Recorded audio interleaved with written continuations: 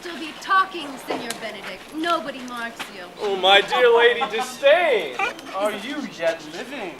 Is it possible Disdain should die while she has such meat food to feed it as Senor Benedict? Well, you are a rare parrot teacher. A bird of my tongue is better than a beast of yours. I would my horse had the speed of your tongue. But keep your way in God's name. I have done. You always end with a J. I know you're old. This is the sum of all, Leonardo. I tell him we are to stay at the least a month, and he heartily prays some occasion may detain us longer. Let me bid you welcome, my lord. Being reconciled to the prince, your brother, I owe you all duty. I thank you. I am not of many words, but I thank you. Your hand, Leonardo, will go in together.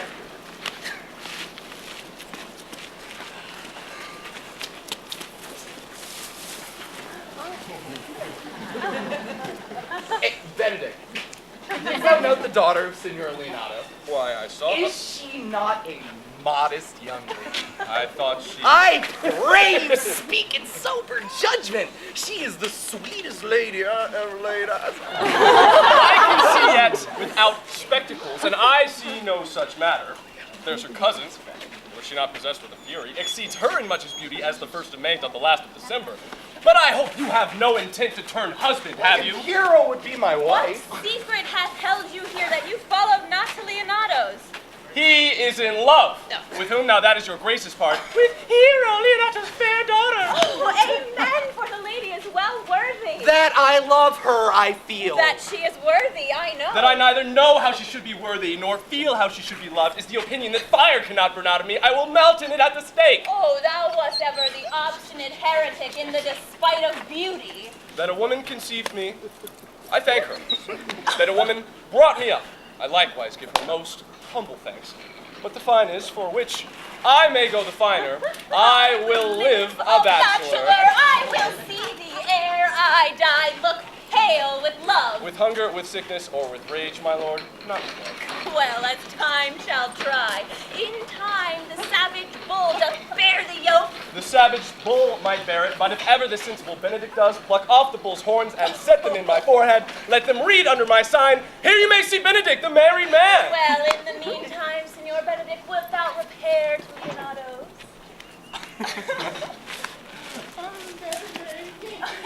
Dost thou affect her, Claudio?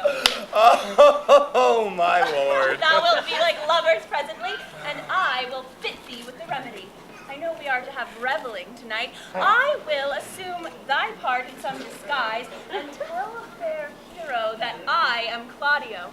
And in her bosom I'll unclasp my heart, and the conclusion is she shall be thine. Come, in practice, let us put it presently.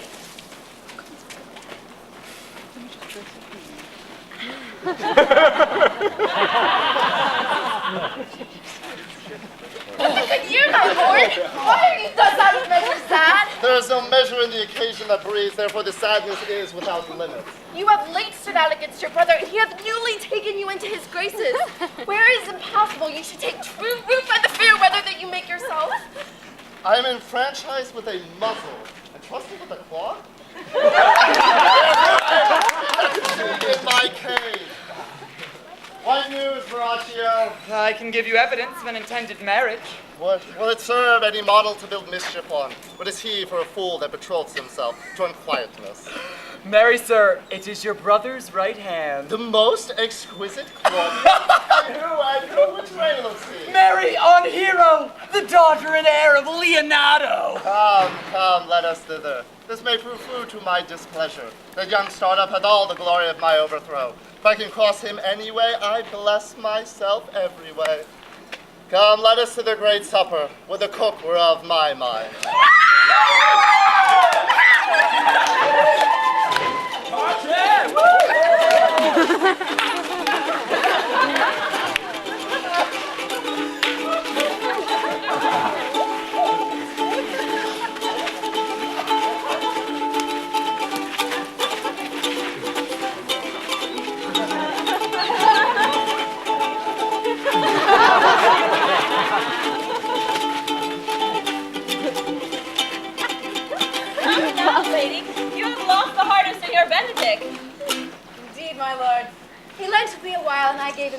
it and double heart for his single one.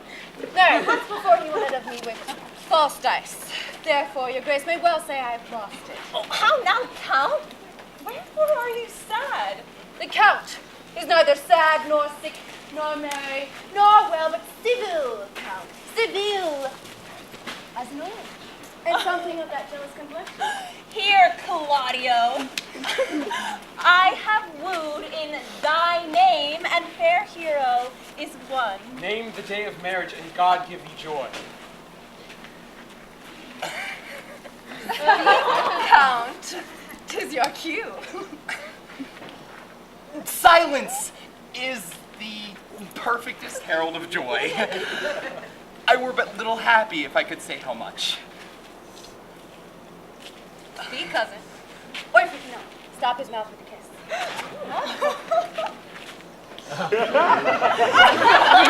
Faith, lady, you have a merry heart. Good Lord for alliance. And thus goes everyone to the world but I, and I am sunburnt. I may sit in a corner and cry hey-ho for a husband. Oh. By my troth, a pleasant-spirited lady. She were an excellent wife for Benedict. Oh, my lord, my lord. If they were but a week married, they would talk themselves mad. When mean you to go to church, Claudio? Tomorrow, my lord. Not till Monday, my dear son, which is just a hint 7 night at a time too brief, too, to have all things answer my mind. I warrant thee, Claudio, the time will not go dully by us, for I will, in the interim, undertake one of Hercules' labors, which is to bring the Lady Beatrice and Signor Benedict into a mountain of affection, one to the other. My lord, I am for you. And I, my lord. I would do any modest office, my lord, to help my cousin to a good husband. And Benedict is not the unhopefulest husband that I know. If we can do this, Cupid is no longer an archer. His glory is all ours, for we are the only love gods!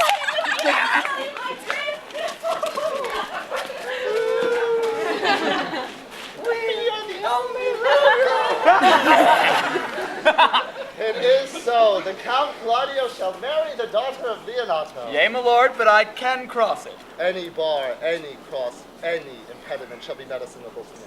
Tell me, how canst thou cross this marriage? I think I told your lordship a year since how much I am in the favor of Margaret, the waiting gentlewoman to Hero. What life is in that to be the death of this marriage? Enough to misuse the prince, to vex Claudio, to undo Hero, and kill Leonato. Look you for any other issue? Tell them that you know that Hero loves me. They will scarcely believe this without trial. Offer them instances, which shall bear no less likelihood than to see me at her chamber window. Hear me call Margaret Hero. And bring them to see this the very night before the intended wedding, and there shall appear such seeming truth of Hero's disloyalty that jealousy shall be called assurance, and all the preparation overthrown. Be cunning in the working this, and thy fee is 1,000 ducats. I will presently go learn their day of marriage. I do much wonder that one man will, after having laughed at such shallow follies in others, become the argument of his own scorn by falling in love. Such a man as Claudio. May I be so converted and see with his eyes? I cannot tell. I think not. Well, one woman is fair, yet I am well. Another, wise, yet I am well. Another, virtuous, yet I am. But until all graces come in one woman will not come in my grace. Rich she shall be, that's certain. Wise or I'll none, fair or I'll never look on her, and her hair shall be of what color it please God. Oh, here come the prince amongst your love. I will hide me in the arbor. Come, shall we hear this music? Aye, my good lord. See where Benedict hath hid himself? Very well, my lord. What was it you told me of today? That your niece, Beatrice, was in love with Benedict? By my troth, my lord, I know not what to think, but that she loves him with an enraged affection. It is past the infinite of thought. Why, what effects of passion shows she? What effects, my lord? You heard my daughter tell you how. She did indeed. How, I pray you? I would have thought her spirit had been invincible against all assaults of affection. I would have sworn it had, my lord, especially against Benedict. Here, taken the infection. Hold it up. And has she made her affection known to Benedict? No, and she swears she never will. That's her torment.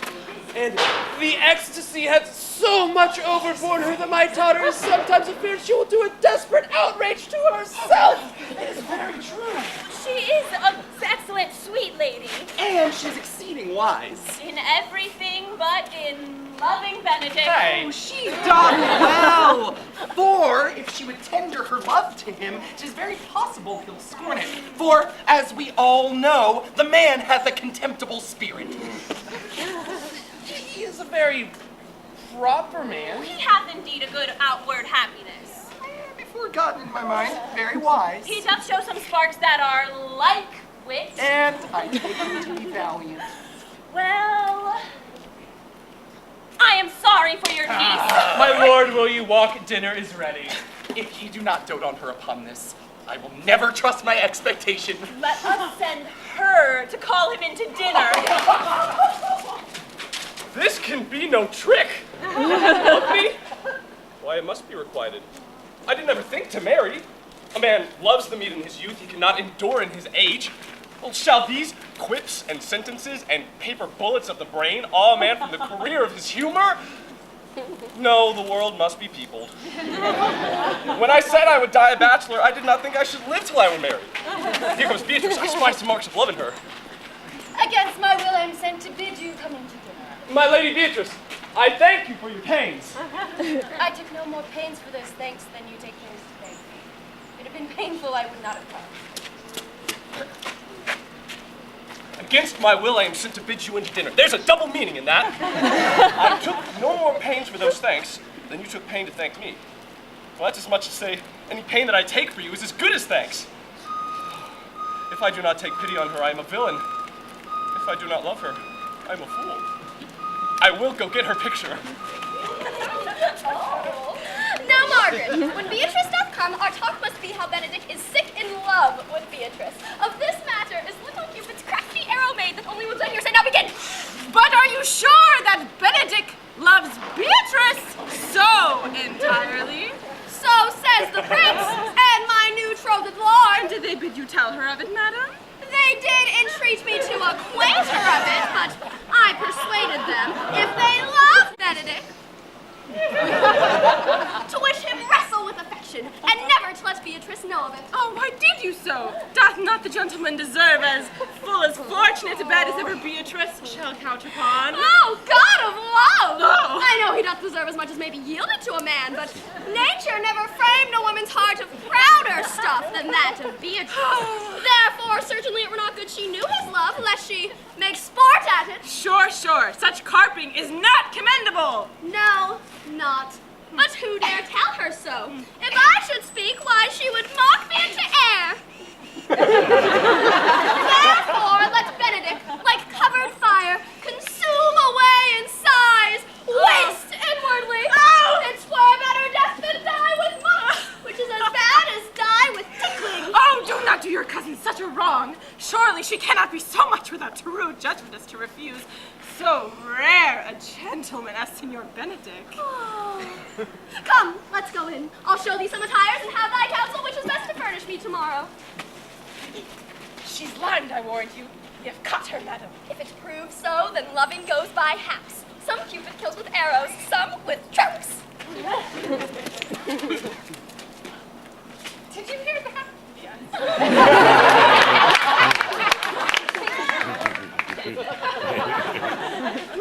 Fires in mine ears. Can this be true? Contempt farewell, and maiden pride adieu. And Benedict, love on, I will requite thee. Taming my wild art to thy loving hand, if thou dost love, my kindness shall incite thee to bind our loves up in holy band.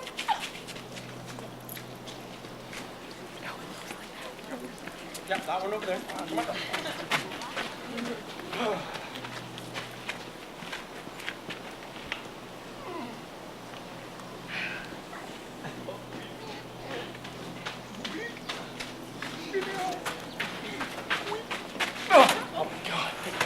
Gallants, I am not as I have been. So say I. Methinks you are sadder.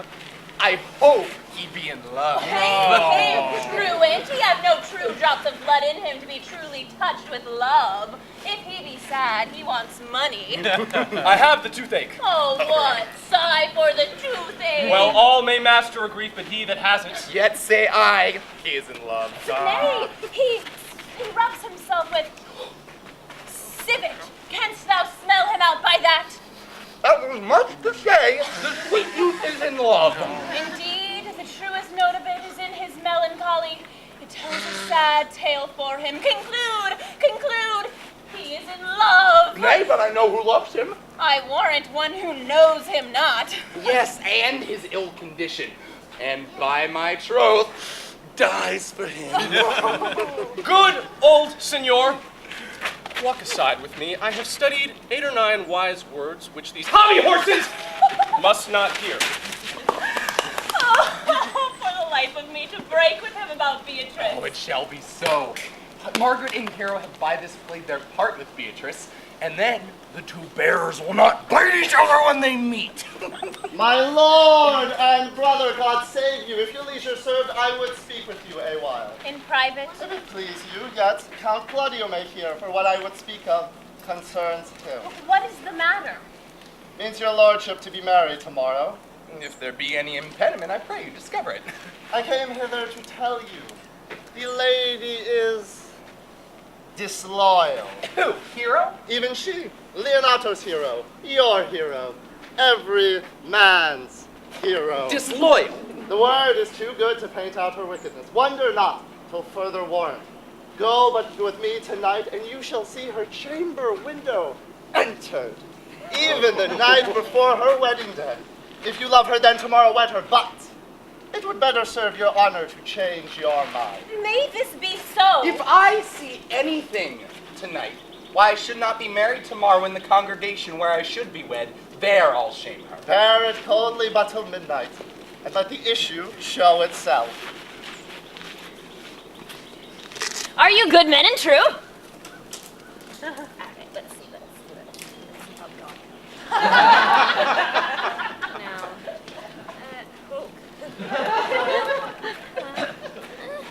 oh, here we go. No? Buttercup? Anybody? Yes, you do. Yes, you do.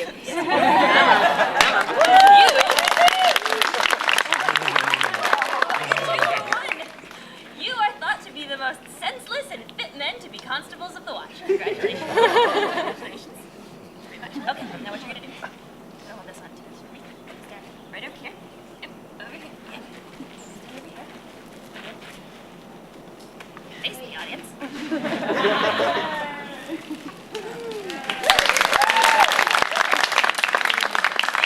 I beseech you, watch about the door. For the wedding being there tomorrow, there is a great coil tonight.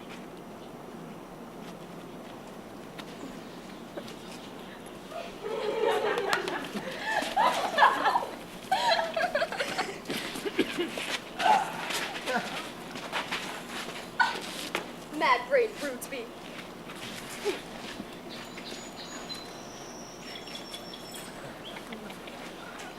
Oh, Hero! Hero!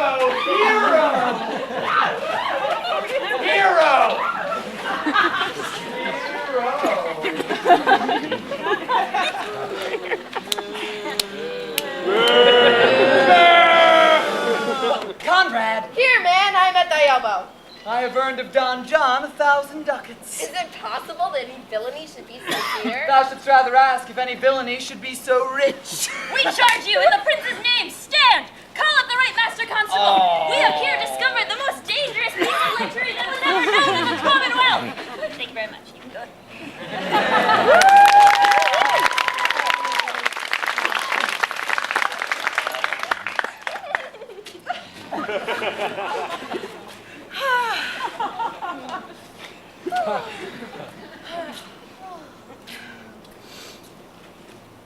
Good morrow, cuz. Good morrow, sweet hero. Why, how now? Do you speak in the sick tune? I'm all out of other tunes, methinks. But 'Tis almost 5 o'clock, cousin. 'Tis time you were ready. By my troth, I am exceedingly ill. Oh. Get me some of this distilled Cardus Benedict and lay it to your heart. It is the only thing for qualm. Benedictus! Why, Benedictus? You have some moral meaning in this. Benedictus? No, by my troth, I have no moral meaning. I meant plain holy thistle. Yet Benedict was such another, and yet now is he become a man. Please you look with your eyes as other men do. Madam, withdraw. The Prince, Don John, Senor Benedict. And all the gallants of the town are come to fetch you to church.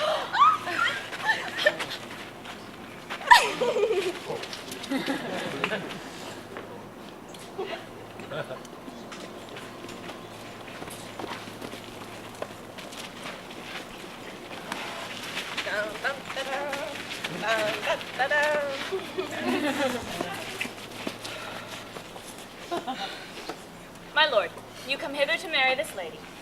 No. To be married to her. Friar, you come to marry her. Lady, you come hither to be married to this count. I do. If either of you know any inward impediment why you should not be conjoined, charge you on your souls to utter it. Know you any, hero? None, my lord. Friar, stand thee by. Father, by your grace, will you with free and unconstrained heart give me this maid, your daughter? As freely, son, as God did give her me. No, Leonardo. Take her back again. Give not this rotten orange to a friend. What do you mean, my lord? Not to be married. Not to knit my soul to this approved wanton. Dear my lord. Oh, I know what you would say. If I have known her, then she did embrace me as a husband. No, Leonardo. I never showed word too large, but with grace and comely love, like a brother to a sister, did show her comely And love. seemed I ever otherwise to you? These things spoken, or do I but dream? Sir, they are spoken, and these things are true. This looks not like a nuptial. Let me pose one question. Let me pose one question to your daughter. What man was it talked with you yesternight out at your window betwixt the hours of 12 and 1? I talked with no man at that hour. Why then you are no maiden. Leonato, I am sorry you must hear, but upon mine honor, myself, my brother, and this grieved count did see her, hear her upon that hour talk with a ruffian at her chamber window. Oh, hero. What a hero hadst thou been if half thy outward graces had been placed about the thoughts and counsels of thy heart. Fare thee well. Most foul, most fair farewell, thou pure impiety and impious purity. Why, how now, cousin? Therefore sink you down. Come, away. These things come thus to like smother her spirits up. Hero! Why, hero! How doth the lady? Dead, I think. Help! Uncle, Senor Benedict, friar! O fate, take not away thy heavy hand. Death is the fairest cover for her shame that may be wished for. Oh no, cousin hero.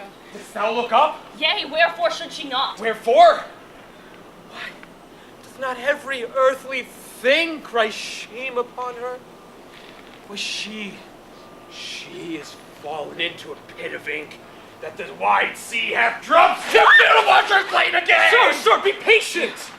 Oh, my soul, my cousin is belied. Would the two princes lie and Claudio lie? Hence from her, let her die! Lady, what man is he you are accused of? I know that do accuse me. I know none. Your daughter here the prince is left for dead. Let her a while be secretly kept in and publish it that she is dead indeed. What shall become of this? What will this do? Mary, this well carried shall on her behalf change slander to remorse. That is some good. For so shall it fare with Claudio. When he shall hear she died upon his words, the idea of her life shall sweetly creep into his study of imagination, and make him wish he had not so accused her. Leonato, let the friar advise you. Being that I flow in grief, the smallest twine may lead. Is well consented? Presently away. Come, lady, die to live. This wedding day perhaps is but for long. Have patience and endure.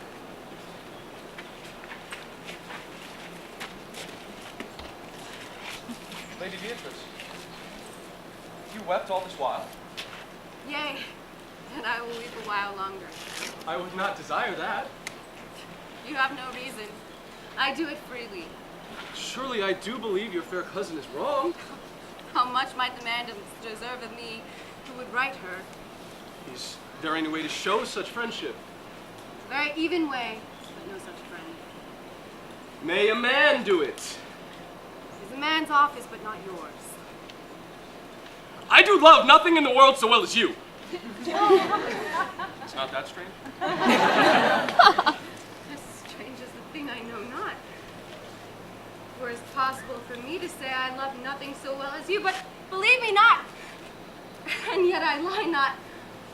I'm sorry for my cousin. Beatrice, thou lovest me. Do it with all thy heart. I love you with so much of my heart. None is left to protest. Bid me do anything for thee. Kill Claudio. Not for the wide world. You kill me to deny it. Farewell. Tarry, good Beatrice. Is Claudio thine enemy? Is he not approved in the height of villains that have slandered, scorned, dishonored my kinswoman? What? Bear her in hand until they come to take hands, and then with public accusation, uncovered slander, unmitigated rancor. God, that I were a man, I would eat his heart in the marketplace. Hear me, Beatrice. That I were a man for his sake. Or that I only friend who would be a man for my sake. But manhood is melted into courtesies, and men are only turned into tongue. He is now as valiant as Hercules, that only tells a lie and swears it. I cannot be a man with wishing. Therefore I will die a woman with grief. Tarry, sweet Beatrice.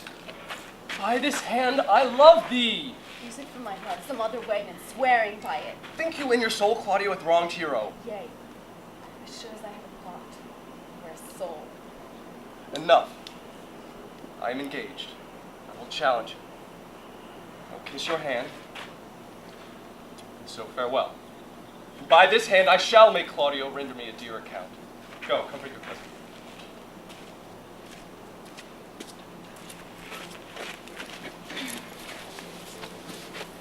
Good evening. Good evening. Good day. Hear you, my lords. We have some haste, Leonardo. Some haste, my lord. Well, fare you well, my lord. Are you so hasty now? Nay, do not quarrel with us, good old man. Mary, thou dost me wrong, thou dissembler, thou.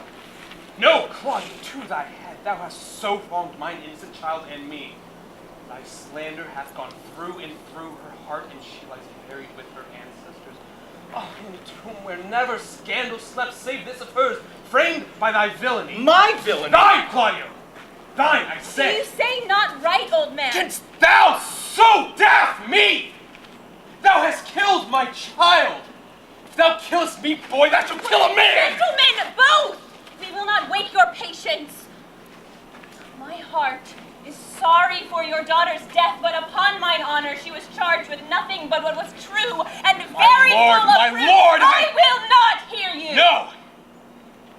Well, I will be heard, or some of us will smart for it.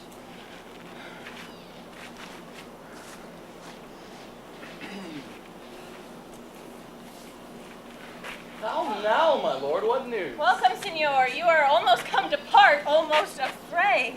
What thinkst thou? Had he fought, I doubt we would have been too young for him. In a false quarrel there is no true valor. But, sir, might I speak a word in your ear? You are a villain. I jest not. Do me right, or I will protest your cowardice. You have killed an innocent, sweet lady, and her death shall fall heavy on you. Well, I shall meet you, so I may have good cheer. Fare you well, boy. You know my mind. Come, sir. If justice cannot tame you, she shall ne'er weigh more reasons in her balance. How now? Two of my brother's men bound. Officer, what offense have these men done? Marry, sir, they have committed false report. Moreover, they have spoken untruths. Secondarily, they are slanderers. Sixthly and lastly, they have belied a lady. Thirdly, they have verified unjust things. And, to conclude, they are lying knaves. First, I ask thee what they have done. Thirdly,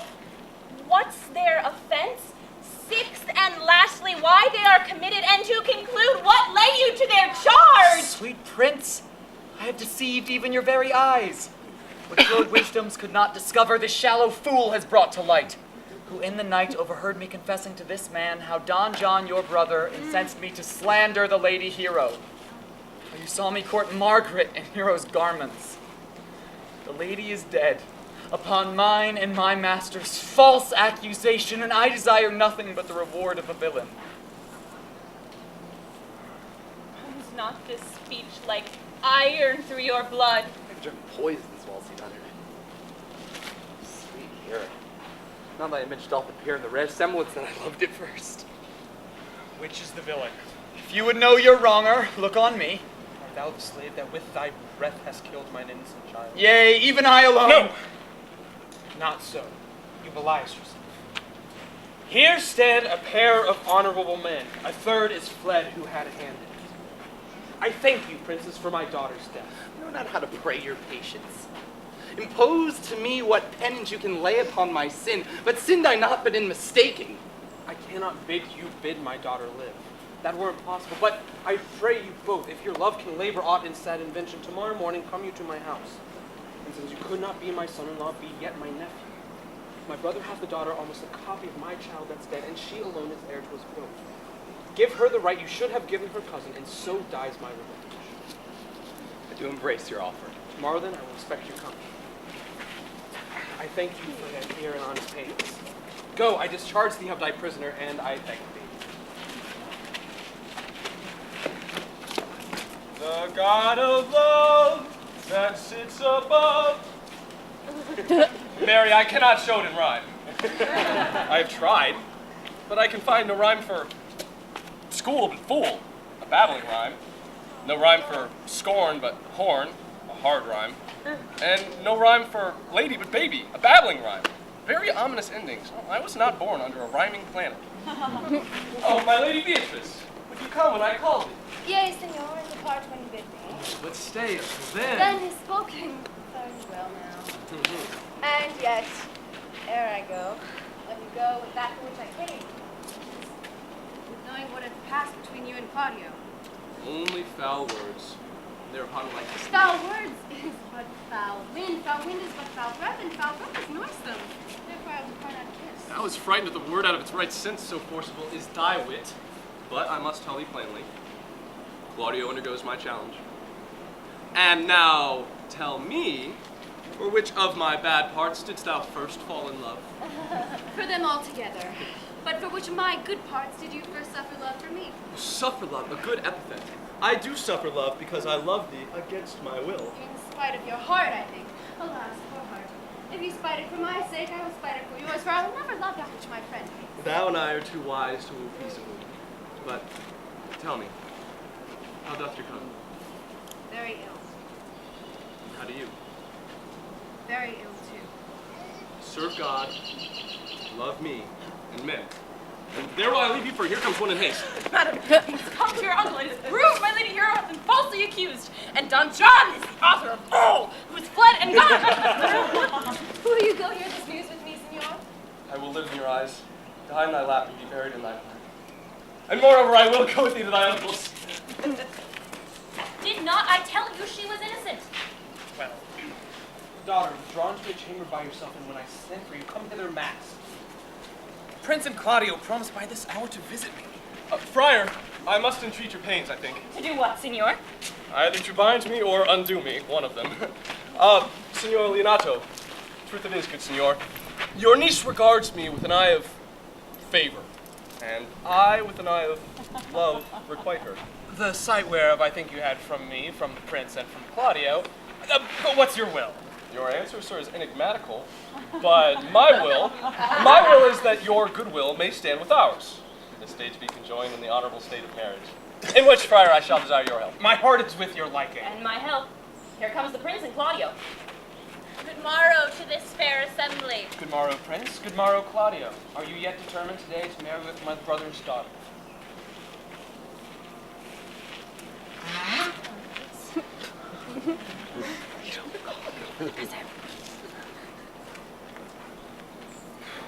Which is the lady I must see? The same is she, and I do give you her. She is mine. Sweet, let me see your face. No, that you shall not before you take her before this friar and swear to marry her. Give me your hand. Before this holy friar, I am your husband, if you'll have with me. And when I lived, I was your other wife. And when you loved, you were my other husband. Another hero. One hero died, defiled, but I do live. And surely as I live, I am a man. The other hero? The hero that was dead? She died, my lord, but whilst her slander lived. And all this amazement can I qualify. When after that these holy rites are ended, I'll tell you largely of fair hero's death. Soft and fair, friar. Which is Beatrice? I answer to that name. What is your will? Do not you love me? Why, no! No more than reason. Why, then your uncle and the prince and Claudio are deceived. They swore you did. Do not you love me? Why, no. No more than reason. Why, then my cousin and Margaret are much deceived, for they did swear you did. They swore you were nearby sick for me. They swore you were well nigh dead for me. Come, cousin. I'm sure you love the gentleman. And I'll be sworn upon it that he loves her. For here's a paper written in his own hand, a sonnet of his own pure brain fashioned to Beatrice. And here is another, written my cousin's hand, stolen from her pocket, containing her affection unto Benedict.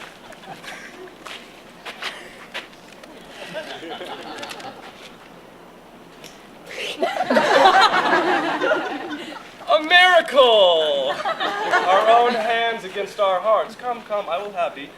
But by this light I take thee for pity. I would not deny you, but by this good day I yield upon great persuasion, and partly to save your life, for I was told you were in a consumption. Peace. I will stop your mouth.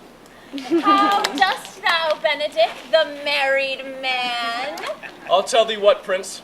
A college of wit crackers cannot flout me out of my humor, and do not flout at me for what I have said against it, for man is a giddy thing. And that is my conclusion. Come, let us have a dance ere we are married, that we may warm our own hearts. Strike up, pipers!